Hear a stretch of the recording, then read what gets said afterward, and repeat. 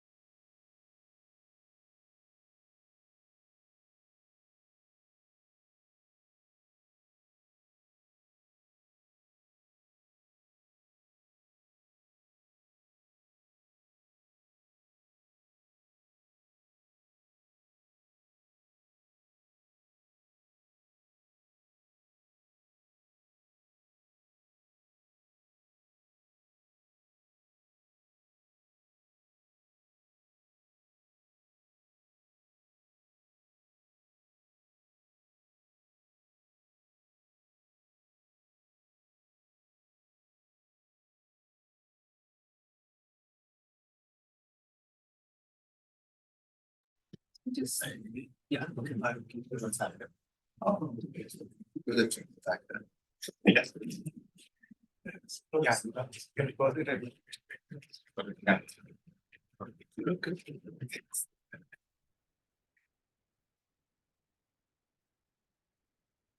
Okay, so let's get started. So this is the discussion prospectus. From especially for your benefit, I think and all the other people know it. He did it himself. So we have this train system wherein we have the comprehensive and proposal are sort of combined, and so the committee can decide if they want to ask general questions before the presentation starts. Majority of cases, they just let the presentation get over and then ask both general and questions related to proposal. So I am supposed to ask whether anybody wants to have general questions before the proposal starts. If any of you have, like I think. To ask them later. Okay. So then what we'll do is we'll start the presentation. I think he'll do the presentation. I think committee members can stop anytime and ask questions. And others, maybe you should wait, obviously. And then after the thing, there's a small public session and then committee will have more time with you. Yeah, that's it. Go ahead. Yeah. You're recording, right? Yeah, it's being recorded. Okay. Yeah, so hi everyone, I'm Karthik Valmeekam, and today I'll be presenting my PhD prospectus on the role of large language models in planning. The committee members are Professor Subbarao Kamapati, Professor Kuan Liu, Professor Siddharth Srivastava, Professor Thomas Dietrich, and Professor Sharat Sridharan. So I would start by saying that LLMs are pretty much everywhere.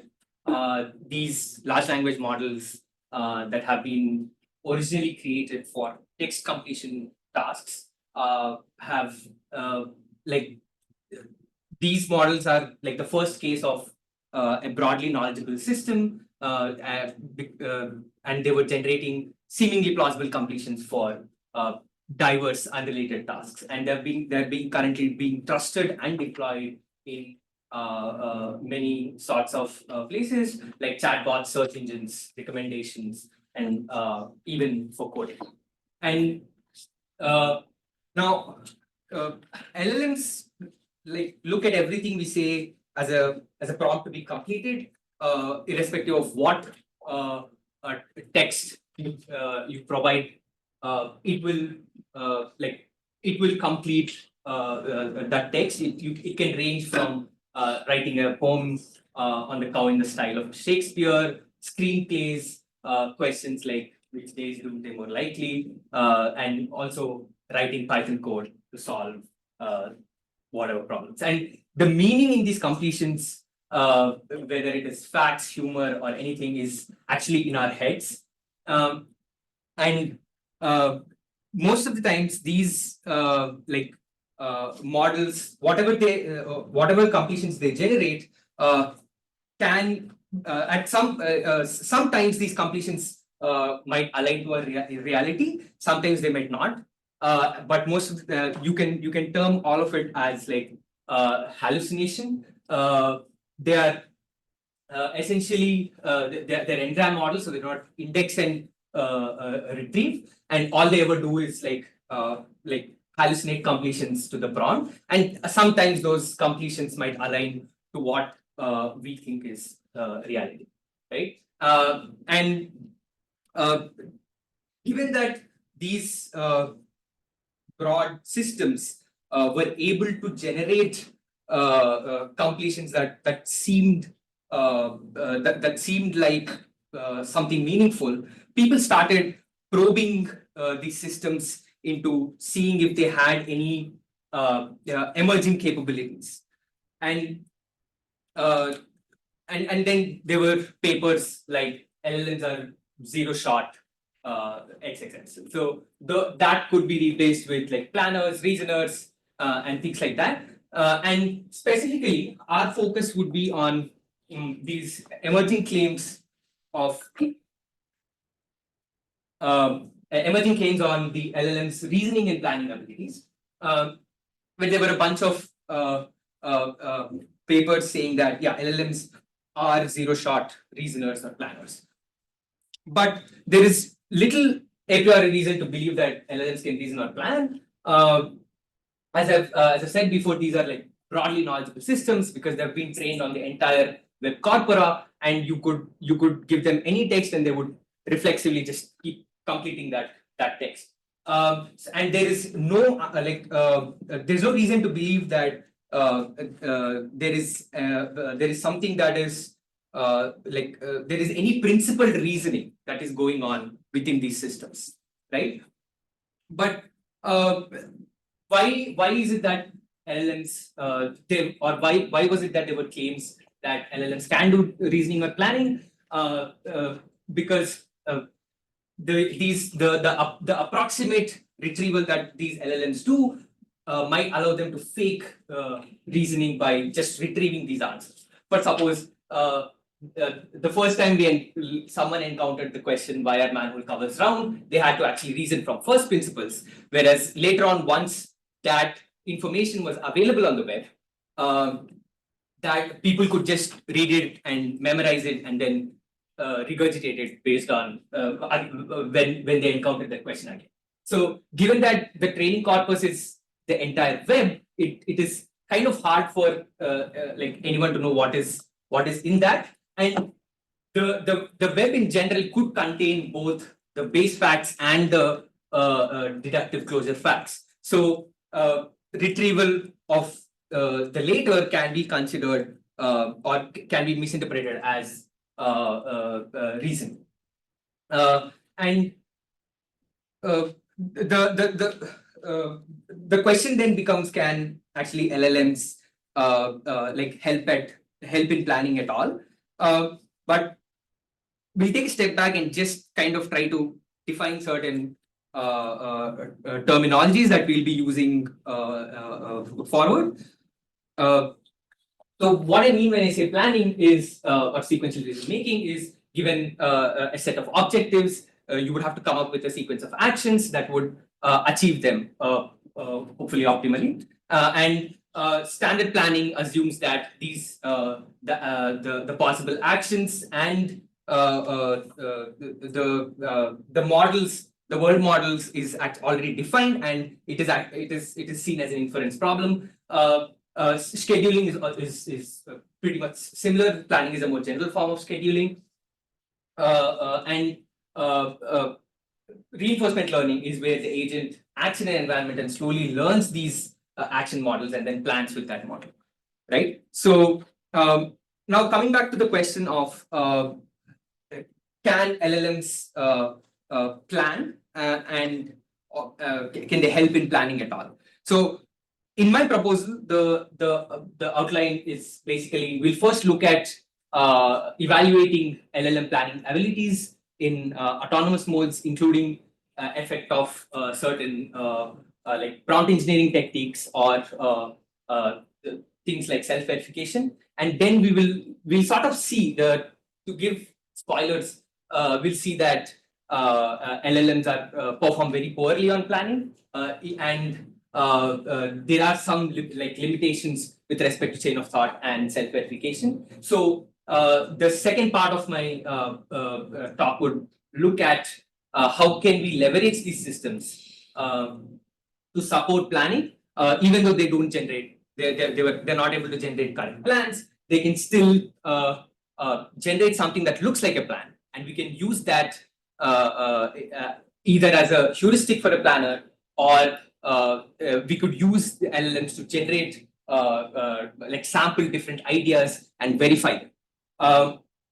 And LLMs, given that these are like trained on the entire web corpora and they have a lot of knowledge, you can use them as sources of domain models with human in the loop, checking for actually keeping a check. And you can also use them as format changes or like reformulators, right? And then we look at this, which is the proposed work, where we look at these new class of LLMs, where they're post-trained to output intermediate tokens before solutions. LLMs previously, you ask a question, you say, give me the answer, they would give out a solution. And then these prompt engineering techniques like chain of thought would actually prompt them to say, let's think step by step. And then they would give out certain intermediate tokens that people call like specific reasoning steps.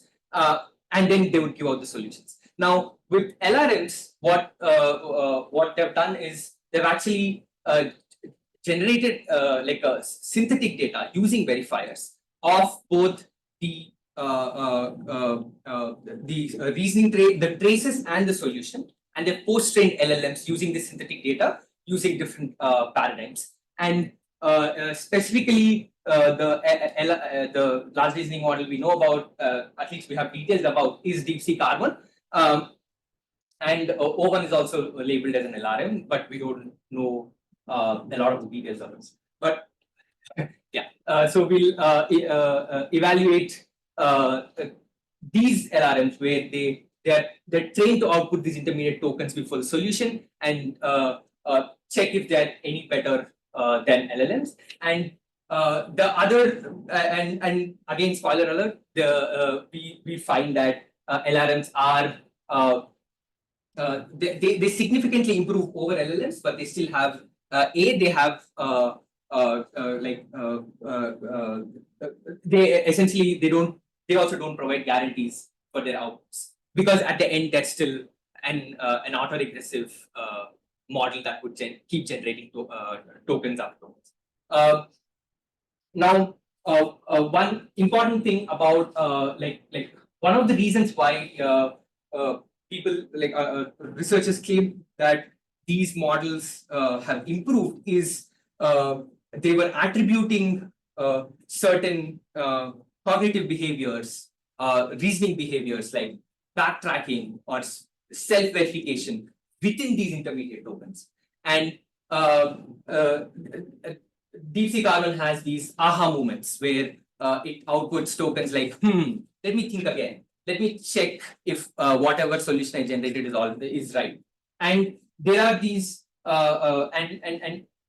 people attribute like there are papers that attribute the success of these LRMs to such behaviors, and we want to see if these post-trained models, whether the intermediate tokens that they are generating are actually reasoning traces, or are they semantically correct? And would the semantics of these reasoning traces actually matter to these models to be like whether the semantics of the traces would actually influence the model's performance in any way, right? So that is like an overall summary of and the outline of my proposal. So we'll start with first asking the question: can LLMs autonomously plan?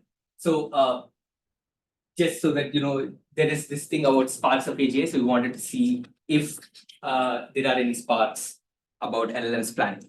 So what we do is we looked at whether LLMs can generate plans autonomously. So we have like a prompt generator that would generate prompts of various configurations, and then we treat LLM as an autonomous planner. We'll essentially give it the prompt and post hoc evaluate the solutions that it generates. And the domains that we looked at are very simple planning domains. My favorite is obviously blocks world, where you just have a set of blocks, and there are some initial conditions and some goal conditions, and you just have to find a sequence of actions that will lead you from the initial to the goal conditions. And we also have other we also tested on other domains like logistics, and we also have obfuscations, which I'll come to in a minute. So the prompt essentially would look like this. We provide the domain information within the prompt, where we have the set of actions and the restrictions on the actions. Then if it is we do both one shot and zero shot, where one shot we give an example of like an example problem and a solution, and then the query instance, and then we have like the LLM output the response. So we basically find that LLMs perform poorly. Like GPT-4 is like even the best model, at least of these models, it's not very effective in plan generation. And now the question becomes that even this 34% or 14% that the accuracy that they're getting, is that due to some underlying planning that they're doing, or is it just due to approximate retrieval, right? And so for this, what we did is we tested on like a mystery blocks world domain, where we obfuscate, as I was talking about the obfuscated domains. We obfuscate the names of the actions and the predicates. We say pickup becomes attack, unstack becomes feast, and put down becomes succumb, and so on. And we actually find that the accuracy drops quite significantly. Now note that both these domains are identical for a classical planner. There is like causally no difference, like from causal structure perspective, there's no difference between the two models, but LLMs on the other hand completely tank. And what we tried to do is we went even a step further, and we provided the mapping from Misty Blocks world to Blocks world, and we asked, okay, here is the problem, and there are also and this is the common sense domain that it is related to, and if you do use this framing, and if it uses this framing, we wanted to see if that improves if that improves the performance, and we kind of see that there's a very slight improvement, but we would expect, ideally, we would expect it to match the blocks world performance, given that we have given the mapping, right? And also note that we have we have seen only results on GPT-4, but there have been like a ton of LLMs that came after GPT-4, and I was constantly testing whether the trend has changed miraculously, but it turns out it hasn't. Most like the performance in Brock's world kind of kept improving a bit, but for all these models, Misty Blocks world, they perform very poorly.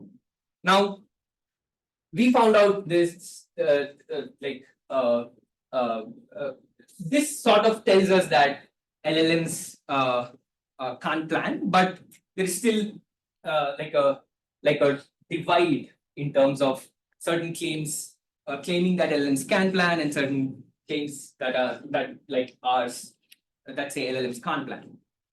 So why this divide? So if we take a slightly broader perspective, planning involves two phases. One, the first phase would be to actually get the get the set of actions or the planning knowledge that is required for the planning, like actions, preconditions, effects, or if there were any old examples, etc., etc. And the second phase would be to actually come up with the sequence of actions which are interaction free, and that will get you to the desired state of the world. So what it shouldn't be that surprising that LLMs might have an edge on the former, because they're trained on a huge amount of data, and they have this kind of approximate retrieval. So for instance, in Block's world, they might not be getting they might not be able to sequence the actions properly, but they could get what a pickup action could look like, or what a put down action could look like, right? So it shouldn't be that surprising that they have a slight edge on the former, and we show that they're pretty bad at doing this kinds of interaction resolution, especially because probably it involves a lot of computationally intensive search, so it's not that surprising.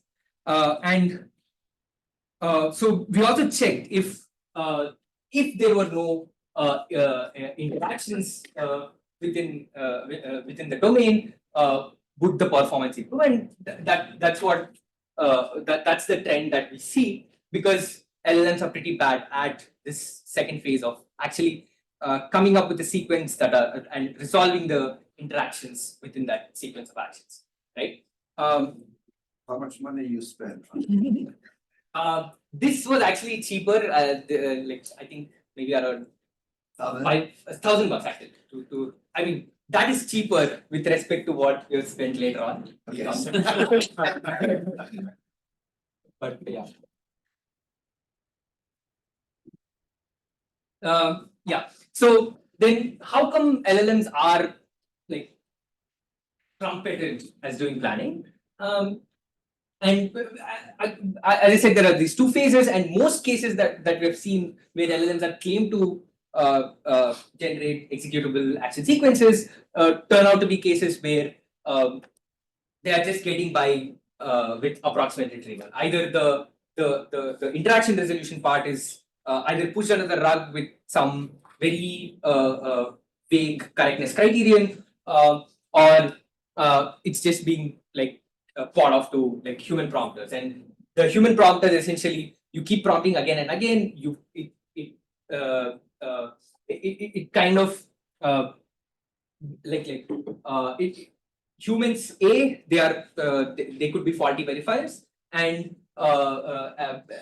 they're also not like well versed with the details of the domain. So just as an example, uh, in works like React and in a monologue, like for in a monologue, the problem becomes just you already have n-1 block stack. You just need to stack the nth block, and that's kind of how they devise the planning problem. And with React, it's just you keep opening different cabinets, and then if you find what you want to find, you just pick it up.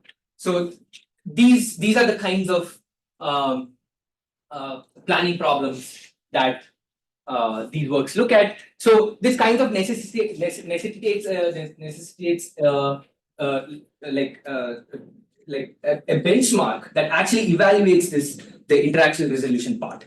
So we put out a benchmark called Plan Bench along with the along with the usual plan generation. We also added a bunch of different other tasks that are kind of planning related, and all of these check for interaction resolution within the plans, and we include all the domain, like the blocks for logistics and the obfuscated versions of them, and we also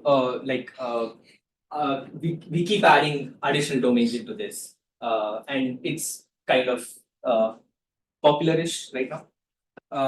And so we have seen so far we have seen like the prompts that I've shown you are mostly like natural language prompts, but LLMs are not currently not confined to just natural language. So we could just directly prompt it in the formal specification that these planning problems are represented in, which is PDDL. So we also have PDDL prompts, and we tried that as well, and they perform actually much worse than natural language. But we find that later on we'll come back when we talk about LRMs, we see that this doesn't quite hold. But at least for LLMs, they were much better generating plans with natural language. Right. So this sort of tells us, gives us an idea of LLM planning abilities. And now this is this is just standard prompting, where we give a query instance and we ask it to come up with the solution. Now there were other ways people thought of improving the reasoning abilities. Well, they claimed it to be they claimed it to unlock the reasoning ability of large language models, and that one of these, like one of the prompt engineering techniques that we'll talk about, is chain of thought prompting. So there is no clear definition of what chain of thought prompting is, but the basic idea is to uh, give out an example that is annotated with reasoning steps.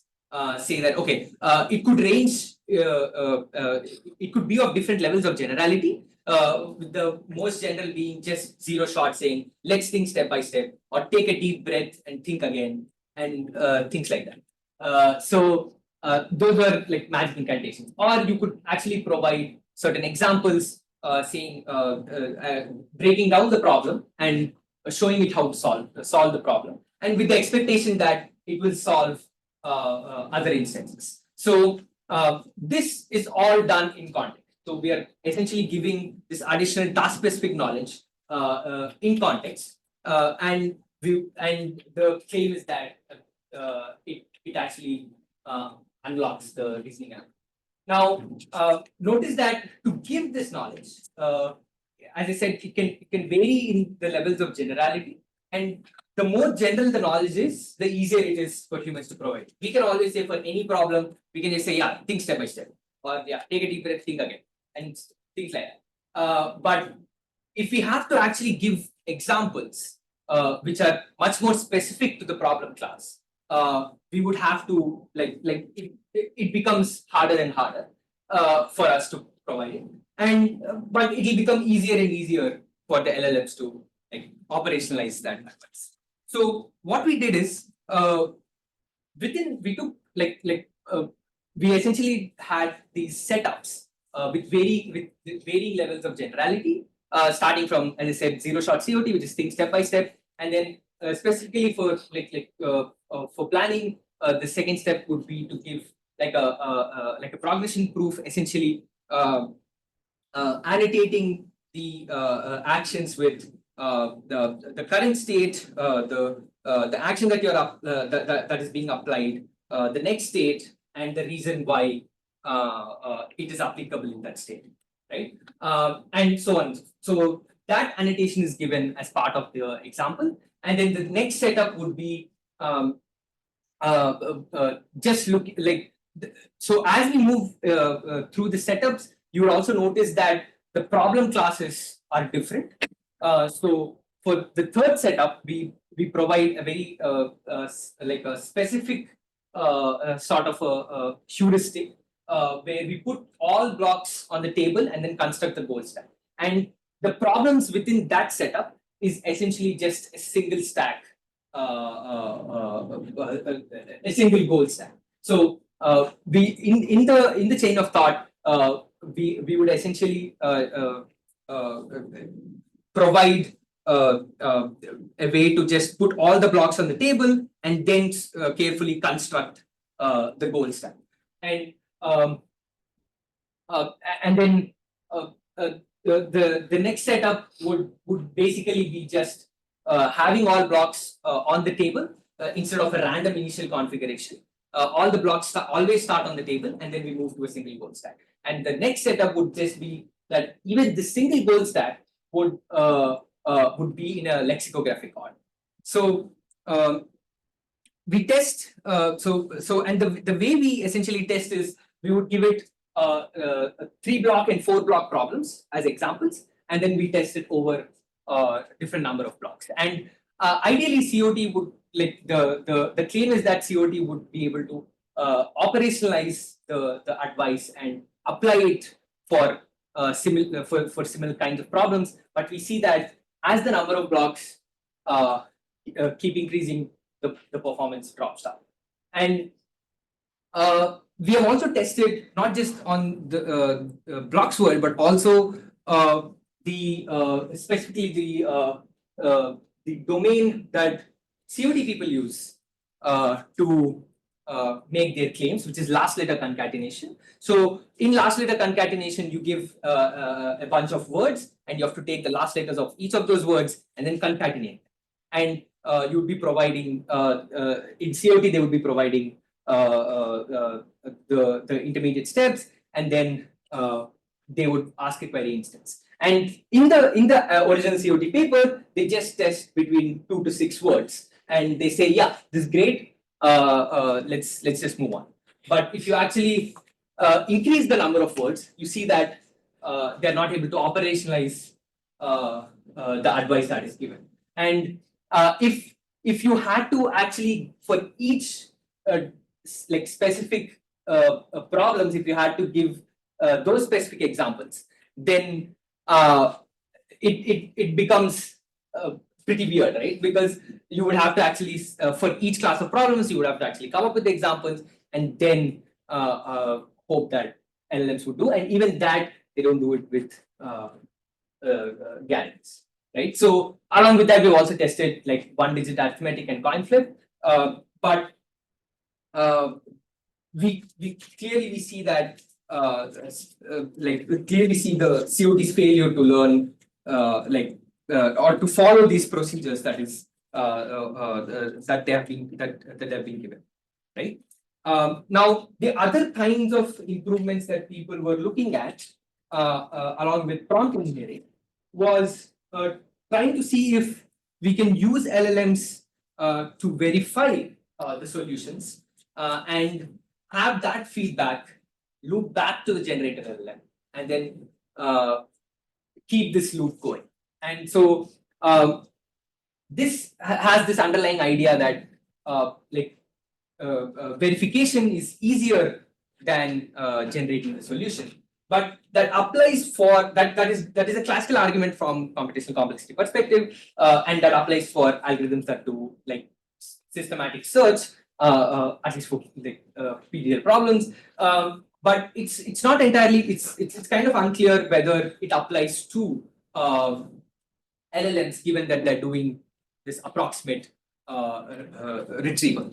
So we wanted to test that, and what we did is we picked 3 different domains where there exist formal notions of correctness.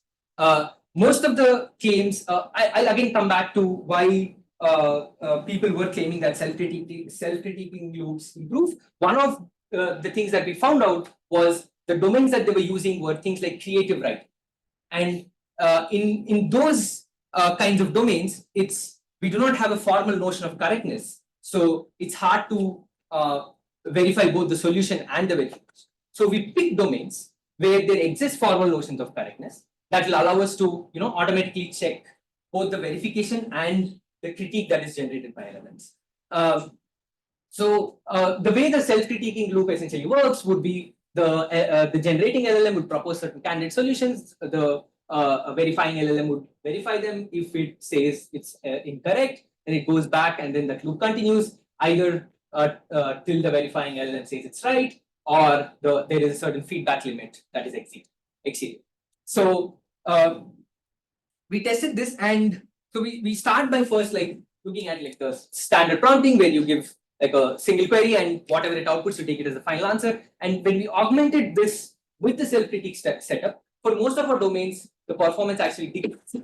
Now, this shouldn't, like in comparison to just standard prompting. Now, this shouldn't be that surprising because LLMs are like verification is a reasoning task, and it still has like LLMs, we don't have any reason to believe that LLMs actually reason. And given that the verified LLM has errors in its verification, it either walks over a correct plan, or it says a correct plan, an incorrect plan to be correct.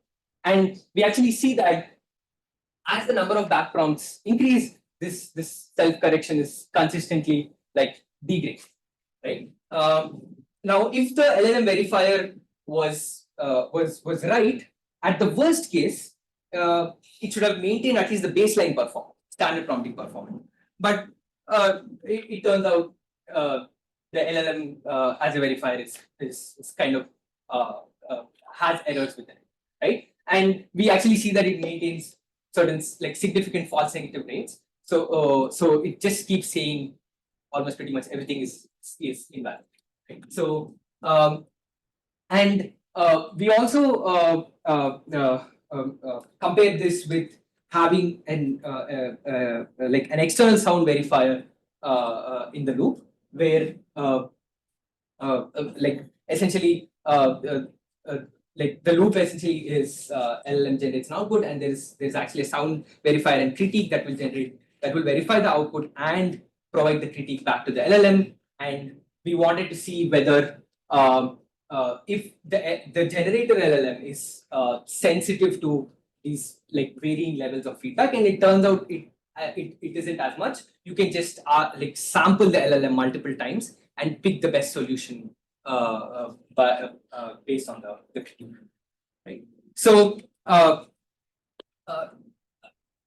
again, the results that we found out were again contradictory to some of the claims that were in the community, and we wanted to like one of the reasons why there is this divide in the claims is because as I've talked about, they have looked at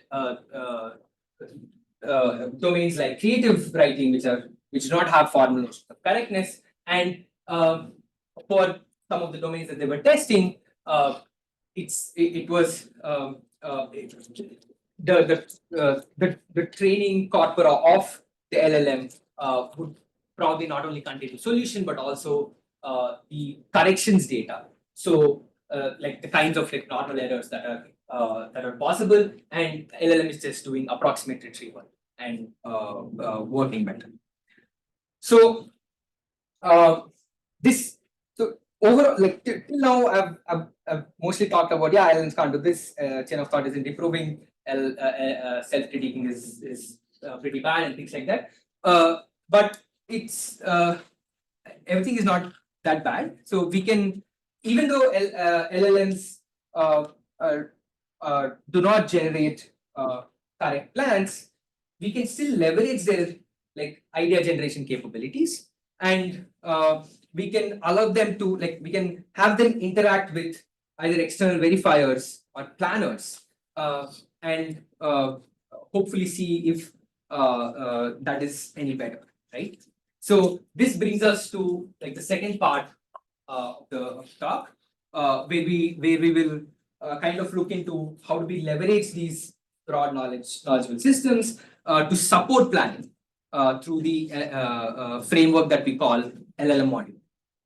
So the LLM module framework, in general, it is trying to, as I talked about, it essentially pairs LLMs with the framework specifically pairs it with external verifiers, and you have you have the LLM give out candidate solutions. The verifier verifies it, and then if the verifier says it's correct, you can either store it or use it, right? So, and if it is wrong, then you send it back to the LLM, and this loop continues. Now, this is the most like basic version of the LLM modular framework. But before we talk about that, we'll also talk about how we can use LLMs, like how we can pair LLMs with like external sound planners, where essentially we basically look at like a local search planner, which essentially starts with a seed plan and then modifies actions within that plan. And we could probably have the LLM provide the seed plan and see if it actually helps this planner in its local search. And we basically found that for common sense domains like blocks, world, and logistics, the LLM generated plans were incorrect, but closer to the correct plans in the plan space. And so the average search steps for the planner actually was better than having like an empty seed plan or a random seed plan. For the obfuscated version, it was for the obfuscated version, it was better than a random seed plan, but not like an empty seed plan. So we can use LLMs in conjunction, like we can pair LLMs with external planners, but we can also pair them with verifiers, as we talked about in like as you just mentioned about the LLM model framework, where LLM generates candidate solutions. The external verifier verifies it. If it says it's correct, if it says it's wrong, it can either provide just binary feedback or the errors that are associated with the plan, and then ask the LLM to generate a potential, hopefully better solution, right? Now,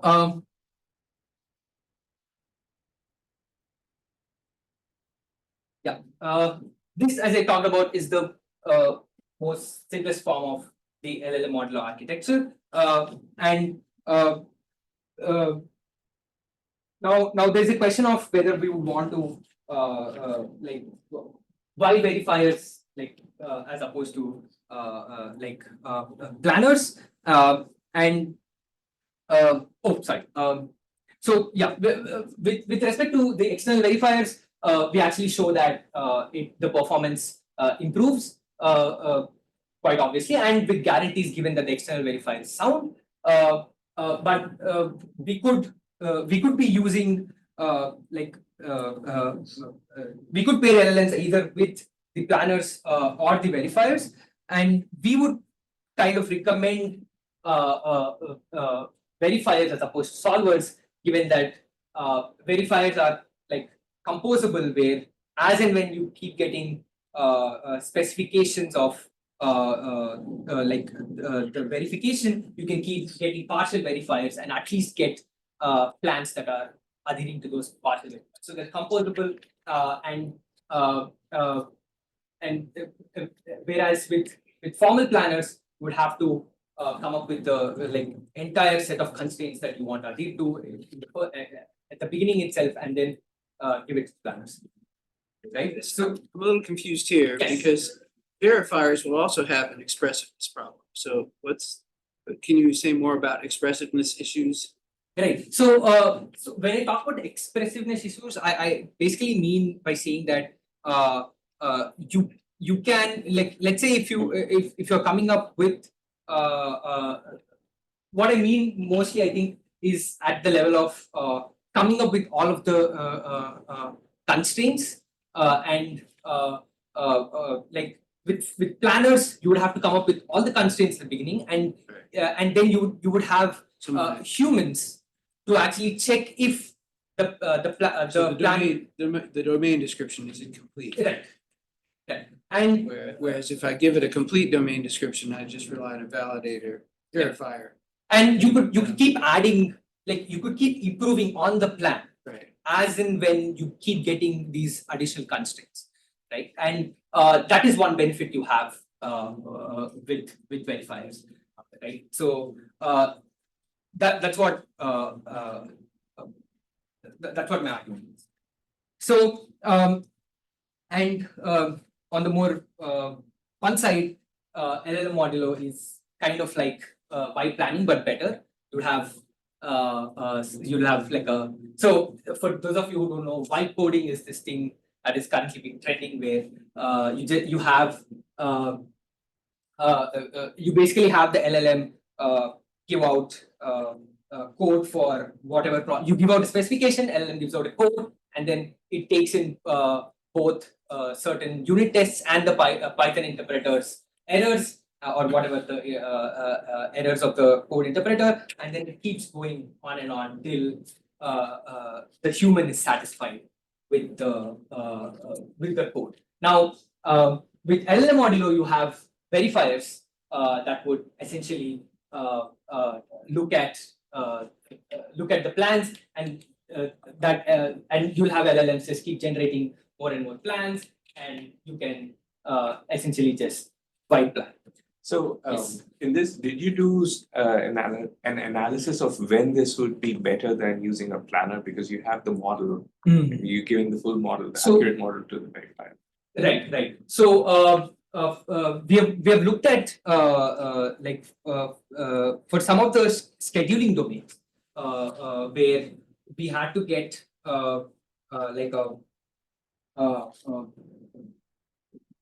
essentially where we do not have like a fully specified model, but we have we can keep getting like more and more like constraints. For suppose for a given schedule, we can actually start like for a travel plan. Let's say we can start off with checking whether the plan fits within or the schedule fits within a certain budget, and we can extract that particular verifier out of the LLMs, and then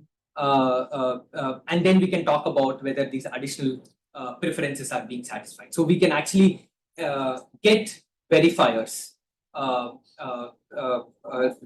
as and when the constraints keep getting like as and when we keep getting more and more constraints. So It's a human that's providing the additional constraints. yeah, it could be a human that is providing the additional constraints, and we could also have like humans and like humans in conjunction with an LLM to extract out these like the ways to check for these constraints and the constraints itself. So okay, yeah. Can I ask a Yes. question? If you had a planner in the room, you have used a cheaper LLM to extract do the semantic parsing, right? As opposed to, so if you want to get useful plans, I'm assuming you'll have to use more powerful LLMs that are more expensive to run. Mm-hmm. But if you had a planner for that and a simpler LLM for semantic parsing, can't you get more savings? So the simpler LLM for semantic parsing is kind of it's, it would depend like I'm not clear when you say what it So- simpler LLM. Simpler LLMs means like ones with less weight. So one of the problems, at least I've been using a lot of these LLMs for inference tasks, because it's very expensive to run, right? Even for inference, it's very expensive. But you have smaller weight LLMs that could, for simpler tasks like reformatting or extracting human, things, one could run smaller models at a much cheaper, right? So you don't have to ask the LLM to get the plan itself, because you can just use a planner. Right? So it can still be a loop, right? But the role LLM plays is probably small. Yeah. So within the LLM modular framework, you would still have like a small. You can have like a small LLM that would essentially act as like this reformulator, which will like move from one specification to the other specification, and you can have smaller LLMs for that, but you would have differences. So would that fix your expressiveness problem?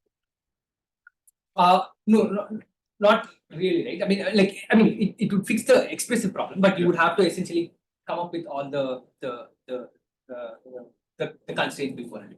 And No, I can add the constraints, like in the iterative process, right? right. Right. Maybe we can talk about it later. Yeah, Go ahead.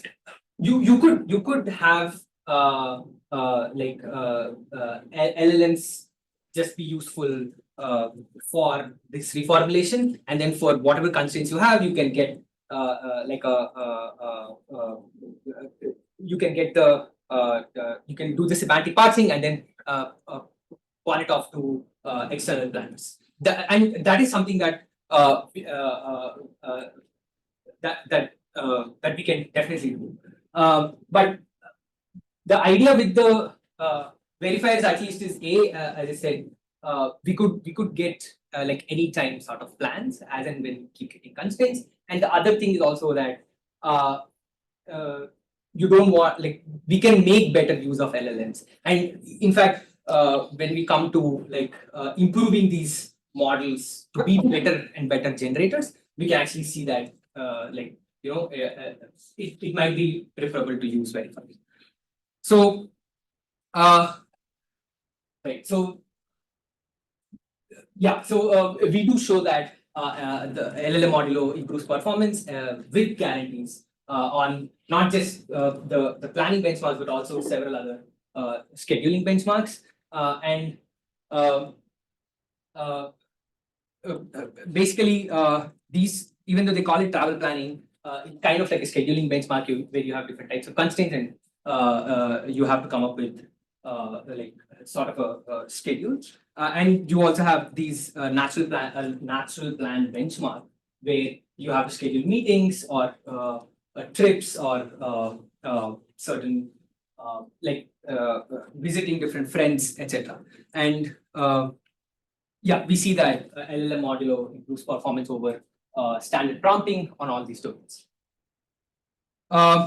So one of the interesting things about LLM modulo is that yes, Yeah, the improvement, right? So what's the cost of the time you spend?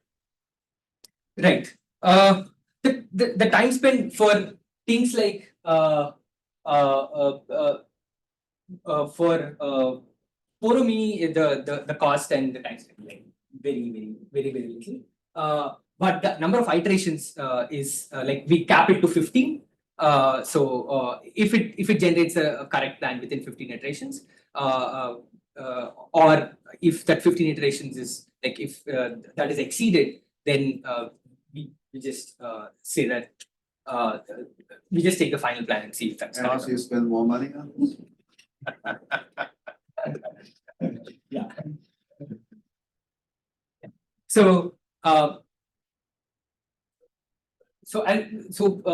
with respect to LLM modulo, we can see that it's like just a generate test strategy where LLM generates the plans and you have verifiers test these plans, and the soundness of the entire system actually depends on whether the verifiers are sound, and the completeness of the system, as in whether we even get a plan candidate, is kind of dependent on the LLM's ability to come up with to actually come up with that plan, right? And even though like LLMs are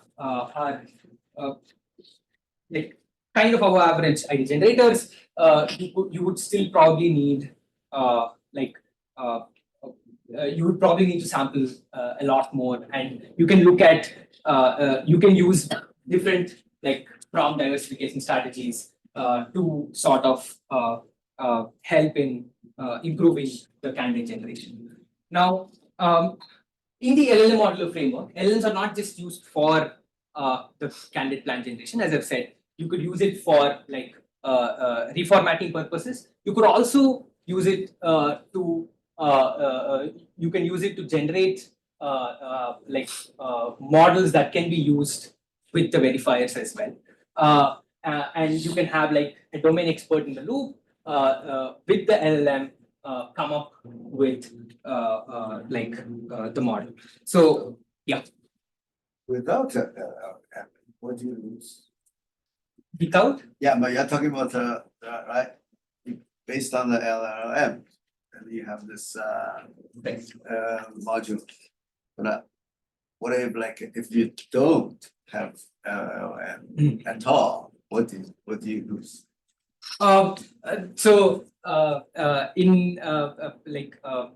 In planning, the assumption is that there will be a bunch of people cracking their brains to sit and make these models, but you could also have certain either you can have ways to extract out models from certain action traces that you already have. You can sort of use certain like very specific models that you learn to sort of get these at least even though it's incomplete, you can at least have learn models to get these to get the models. But given that we're stuck with LLMs, we can actually use them for our advantage.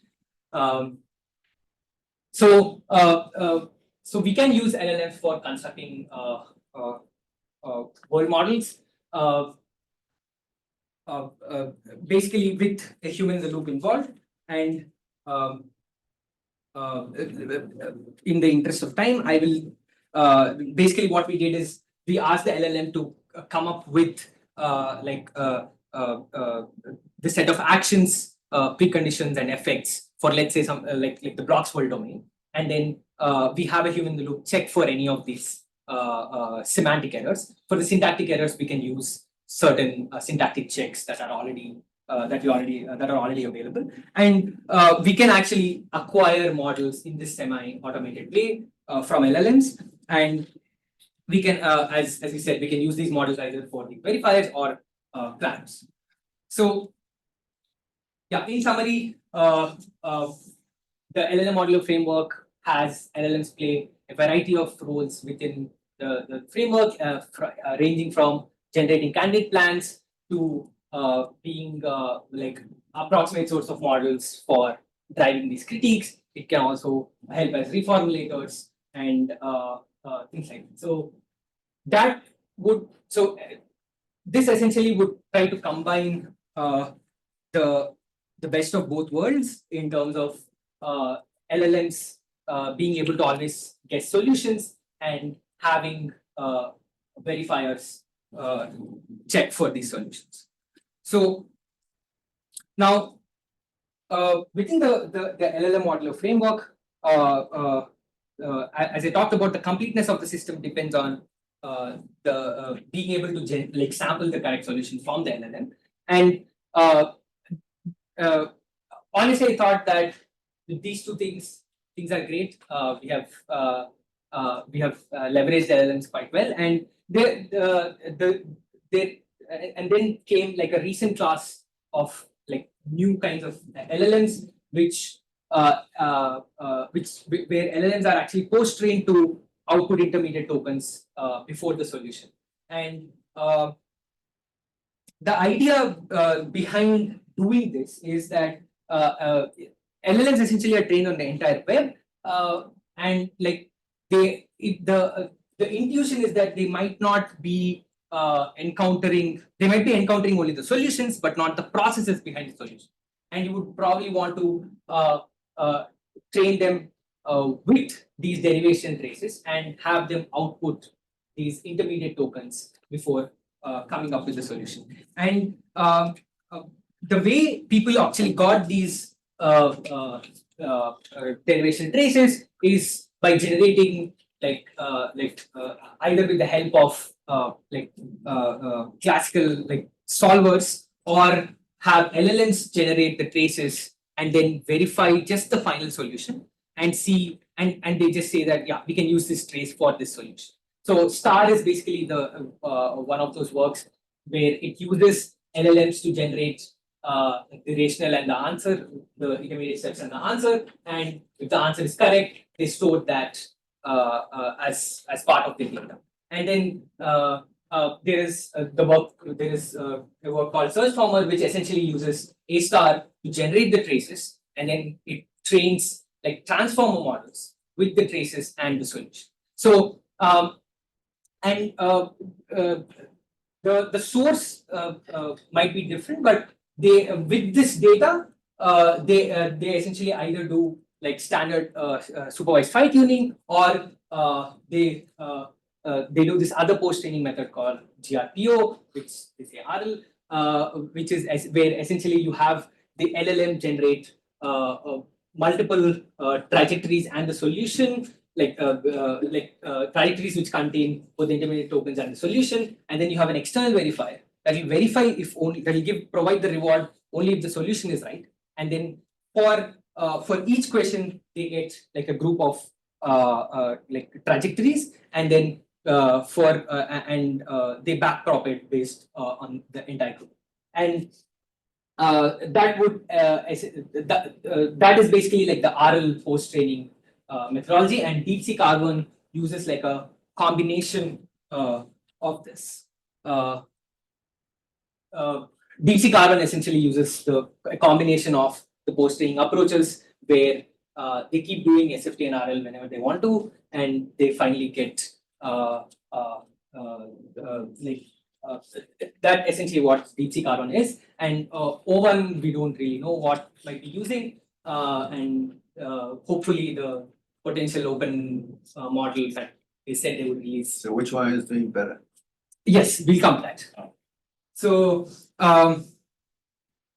the question first being whether these LRMs are better than the standard LLMs in planning. So I will. Answer is yes, right? The answer is yes. Yes, it's kind of opposite to the usual hypothesis that if you have a question This is mark, the the answer is probably. LRMs, right? Sorry. No, LRMs should be better than LLMs, right? So. Right. Yeah. I mean, they are. Yeah. So yeah, we do see. So the one of the interesting things that we find is that for blocks world they pretty much saturate this test set that we tested for LLMs. For mystery, where all the LLMs are like way like they're pretty bad, we see actually a quite significant jump in performance. And but even then, they as the optimal planning increases, they're pretty bad. And this is O1 preview. And now coming to the costs, it's like 40 times more than what we're spent.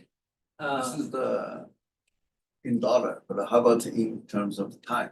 In terms of time. So even in terms of time, it's quite significantly high. It's the average is I think around 160 seconds How many for times? each. How many, like the gain, Uh-huh. gain is, yeah, with the cost of. The gain is How many times more? the gain is spent? like around like 160 times.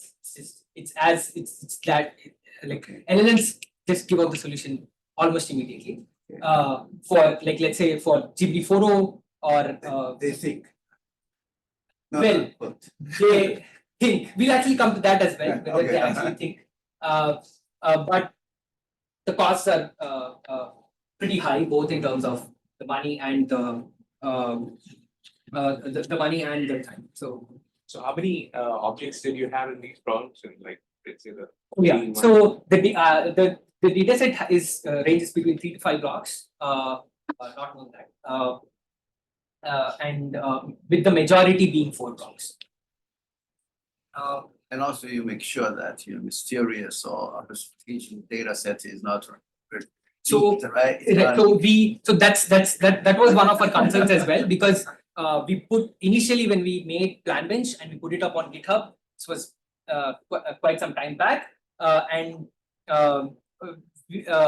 so what we did is we also generated like a private data set where we tested it on that, and we found similar accuracies, at least for LR. For L, you don't have one. Yeah, so we kind of see that even with LRMs, there are no guarantees on outputs. This should be surprising because at the end, they're still like auto-regressively generating the tokens. It's just that they're generating these intermediate tokens before generating the solutions. And this gives us the opportunity to place LRMs as part of previously introduced LLM modular framework, where LRMs kind of become like an improved version of the candidate plan generator. And with the LRM modulo, you can improve. At least we have tested preliminarily we have tested on O1, and we have spent truckloads of money. Oh. I think it's yeah, even.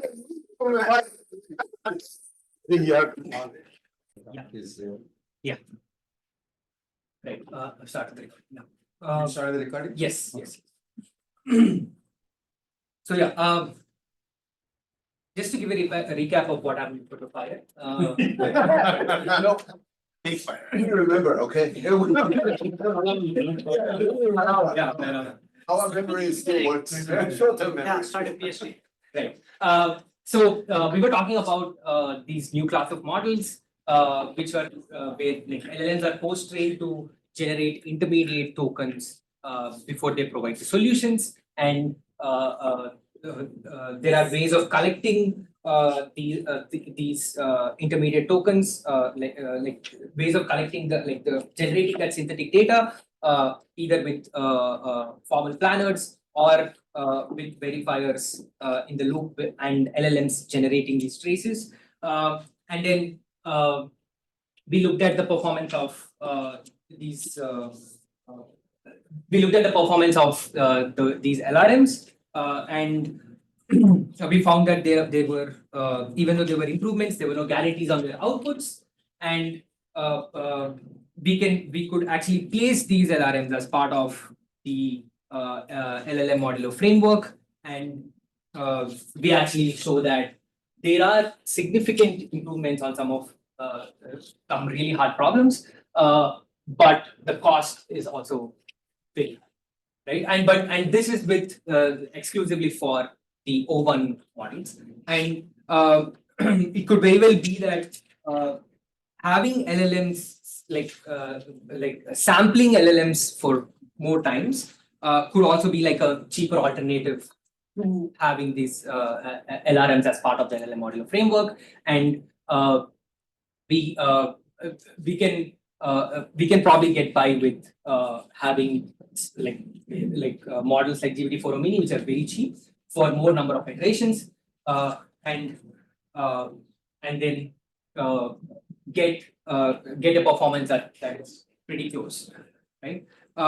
So the idea would now be to sort of investigate the DeepSeek R1 planning capabilities. I've had some preliminary results on PlanBench, which says it performs kind of similar to the O1 models, but we would want to check.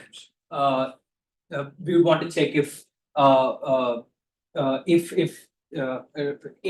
if we can improve improve the performance by placing it in the LRM modulo for hopefully much lesser cost than O1, and we could also I would be investigating like certain like alternate prompting strategies as well. So that is one of the things that I'll be working on, where I'll try to explore planning capabilities of DeepSeek R1, both with autonomous modes and alternate prompting strategies, and within the LRM modular framework. Now, one of the attributions that people have made about the impressive improvements that these LRMs have are these these aha moments, as in like DeepSeek R1 has aha moments like, oh wait, let me just there's an aha moment I can flag here, let me reevaluate this step and go forward. And there are also people attributing reasoning behaviors like backtracking and self-verification, or sub-goal setting, backward chaining to the intermediate tokens of these models. Remember that such kind of an anthropomorphization was also done in chain of thought prompting, where people actually gave steps that humans could interpret as part of the intermediate tokens, and ask the LLM to generate same kind of steps and then come up with a solution, right? Now the question becomes, are these post-trained models really generating any sort of reasoning traces? And the proposed work would want to look at whether these LLMs trained on these derivational traces, when they come up with these reasoning traces, whether those are actually semantically correct. Now, the problem with evaluating something like, let's say, like the traces of DeepSeek R1 is they generate these long traces that seem to be locally right, but as you go through, it becomes really hard to parse and evaluate for its correctness. So, suppose for a very simple, like a mystery blocks world problem, we have these are the R1 mumblings. So it keeps going on, and this is just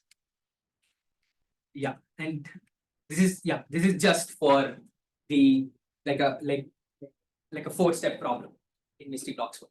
So in order to actually evaluate whether these traces are semantically correct, we would want to look at sort of models, models that are trained on data that correspond to like a particular algorithm, so that we'll have one-on-one mapping when we ask it to generate the reasoning traces. So we look at like the search former models, where the transformers are trained on these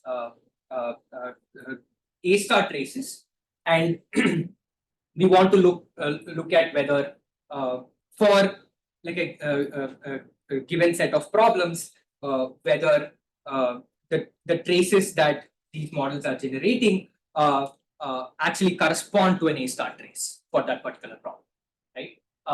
And so that is one source of getting these reasoning traces. The other source of getting these reasoning traces, along with getting it from a formal planner, would be to have an LLM generate the traces along with the solution, and have like a filtration mechanism which would essentially filter data points based on the final answer. And for in search format, they have this thing called search format 2, where the where they train this model that is already been trained on A star traces with a new set of data points, where they ask this previously trained model to generate the traces and the solution, and they filter out this data set. Filtered by accuracy of the solution or of the trace? Just the solution, accuracy of the solution, and then have this previously trained model be trained on this new data, and we want to see how like the how the semantics of those reasoning traces would change with let's say the source of the training data. So with search formers, these are the kind of mumblings that the search former does. So these are easier to parse and evaluate, and we have like a one-to-one mapping to a particular algorithm that we can check, right? And the more important question here is to see whether these whether the semantics of these traces, whether the reasoning traces are correct, and whether they influence the model's performance, right? So it could very well be that like some of the the traces that it generates are wrong, but the solution that it generates might be right. And we want to see if we train these models on wrong traces, right? And we can actually check if that changes the performance in any way. If it remains consistent, that sort of tells us that you can train it on some like a random reasoning trace, but with the correct solutions, and you can generate such kind of a data in a much easier fashion, right? So the question becomes like, do these correct traces influence the performance of these post-trained models? We can essentially have a search former, have the swap the traces within the search former data as the one kind of noise that we can introduce, where we take the training data, we swap these traces, and we train it on this data, and we check whether the model's performance is changing.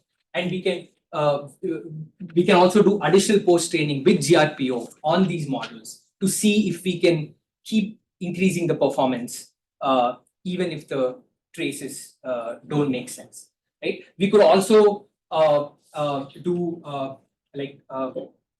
token level interventions, where we can check if for a model that is trained on the correct traces, if we give a wrong trace, we will still generate the right solution, right?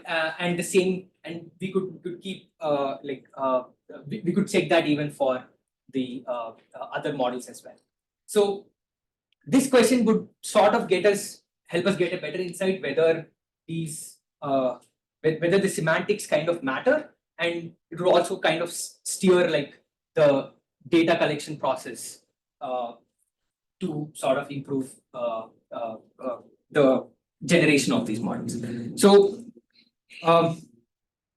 in summary, what we have looked at is we've looked at LLM planning abilities, the limitations of their abilities, both with prompt engineering techniques like chain of thought and with augmentations like self-critiquing loops. We have also looked at the LLM modular framework, where LLMs can be used as heuristics for external planners or as candidate generators with external verifiers, and they can be playing different roles within that framework.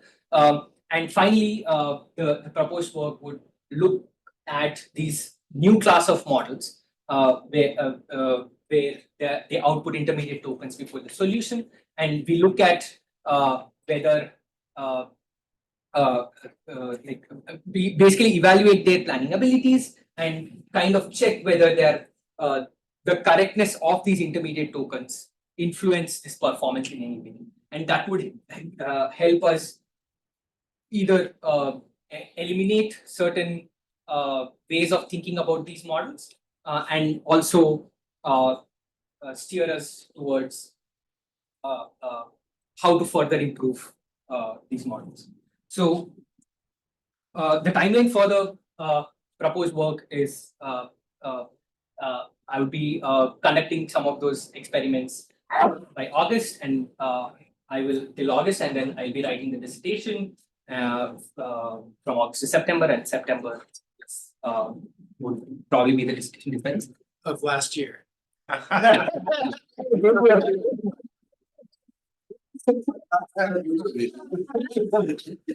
my fault. Yeah. Wow. Forget about AI. I've traveled. Yeah. It's 2025. That's one slide I didn't see.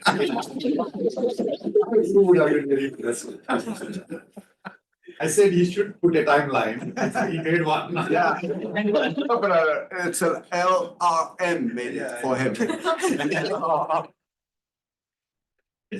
I think I had as an external verifier, I should not sound. But all the work I've talked about has been a theme that the group in general has been pursuing, and I've been a major part of those works. And I've also been part of some of the tutorials that were given at ICAS AAA, and some of the slides were taken from that.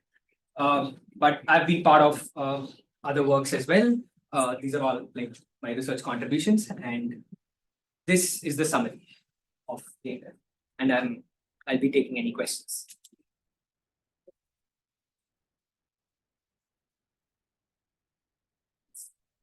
Sorry to join after the fire alarm, but Yeah. I have a fundamental question about your second project. So you said this model can think, but my concern is maybe they know the answer because they train on a big data. So Yeah, that's the thing that I've said as well, that it's probably already in the training data and they're doing some sort of an yes, so approximation. that's how probably they are coming up with those reasoning paths, maybe similar problems and different way of thinking.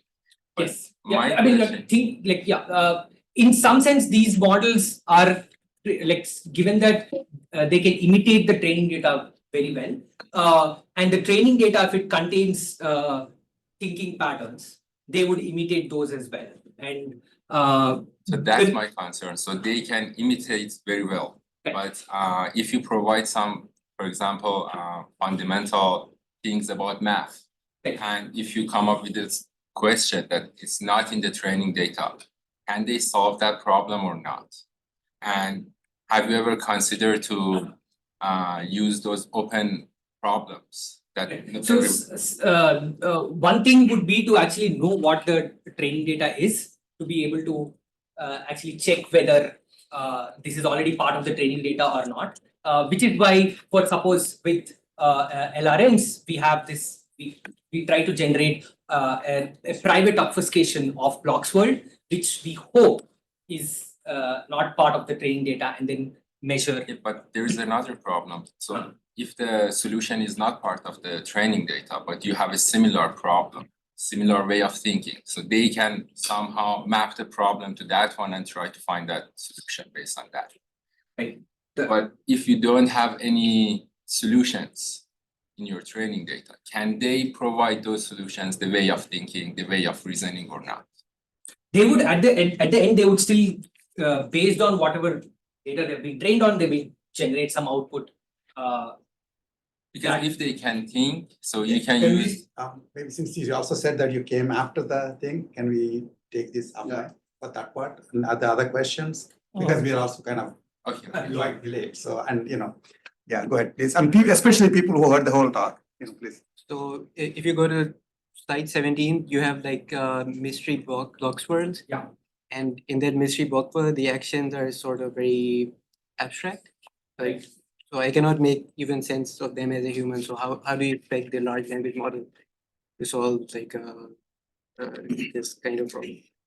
No, so one of the things that we did is which I've been including it in my dissertation as well, where you can actually provide incentive to humans and make them understand, even if they are, let's say, random strings, you can make them understand the causal structure of the problem and ask them to solve these problems. And we actually gave quite some money to some of the people.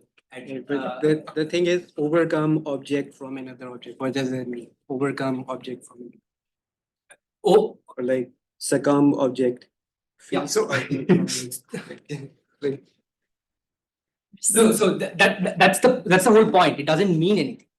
It's about whether you are able to use these actions and you have a certain set of predicates, and whether you can come up with a sequence of actions that you will also have what happens when that succumb action that you didn't understand, when you apply it to a particular set of facts, and when you can apply it to a particular set of facts, and you can actually sit, break your head and come up with a sequence of actions that will take you from a specified state to a goal state. right. And then I have a comment, one more last. So in your last slide 97, you mentioned like what happens if we basically change the reasoning traces, right? But if you even provide like a random data and then the final solution, right? So basically the language model will learn whatever you provide as training data. So it doesn't matter. Of course, if you provide some random thing in between and then a solution, the language model will replicate that. Yeah, that's the hypothesis. Where it would be replicating that, and the point is that you could maintain similar kinds of performance irrespective of the semantics of the reasoning traces. But most of these performance improvements have been attributed to these anthropomorphized reasoning. Do we have time for the question? No, in other chat? questions here first. Other questions here? Anybody? Kaya, right? Kaya, because Kaya pulled the fire now. You paid me beforehand, sorry. Okay, any questions that committee has? I will No ask discussion? later.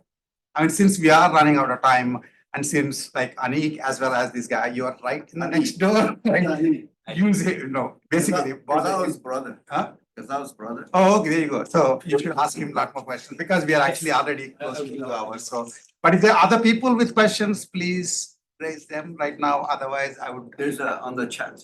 Okay, the chat one. I can read it. Yeah, go ahead. So there are two questions by Rushar. One, curious, I'll just read it out aloud for the room. Curious as to how humans would be able to solve mystery blocks world for a reasonable number of blocks, say 20 plus, in a zero-shot fashion. Surely if humans can't solve this, then it wouldn't be surprising if LLMs fail to solve this task via zero shot prompting. Would comparing with humans be more interesting to see on mystery blocks? Right,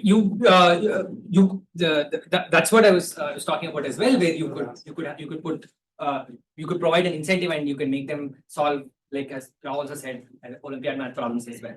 And but yeah, you could do that. That's okay. I think we should probably Yeah, take our second. time because, There's another question, right? okay. I mean, I think let's just take the, he can see the question, but let's, because we have to go into the private session because we're already getting close to the. Oh, yeah. It's lunchtime, right? I had a muffin, so I'm good for half an hour. That's, you should, yeah. I assigned you back the Listen. host. I have to go to class. I'll see you after. Yeah, don't influence us, okay? Yeah, I know. You're not supposed to. Okay. You couldn't help but negatively.